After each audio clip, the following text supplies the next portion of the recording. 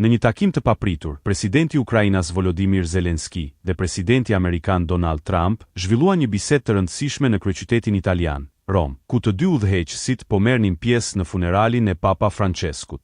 Takimi, i cili erdhi në një moment kritik të bisedimeve mes Ukrainës dhe Rusisë për një armëpushim, ka ngjallur shumë spekulime lidhur me mundësinë e një marrëveshjeje që do të ndihmonte në përfundimin e luftimeve. Trump, i cili ka ushtruar presion mbi të dyja palët për të rënë dakord për një marrëveshje, ka deklaruar se kishte pasur bisedime produktive mes të dërguarit të tij dhe udhëheqjes ruse, dhe ka bërë thirrje për një takim të nivelit të lartë mes Kievit dhe Moskës. Ky takim ka pasur një periudhë të tensionuar mes dy liderëve, pas një incidenti të njohur që ndodhi gjatë takimit të tyre të mëparshëm në zyrën ovale, ku situata shpërtheu në një përleshje verbale. Pas atij incidenti, bashkëpunimi i inteligjencës mes Shteteve të Bashkuara dhe Ukrainës u ndërpre, por më pas u rivendos. Tashmë, në një kontekst të ri dhe me një urgjencë gjithnjë më të madhe për të arritur një paqe të qëndrueshme. Takimi i Zelensky dhe Trump do të jetë një moment kyç për zhvillimet e mëtejshme diplomatike.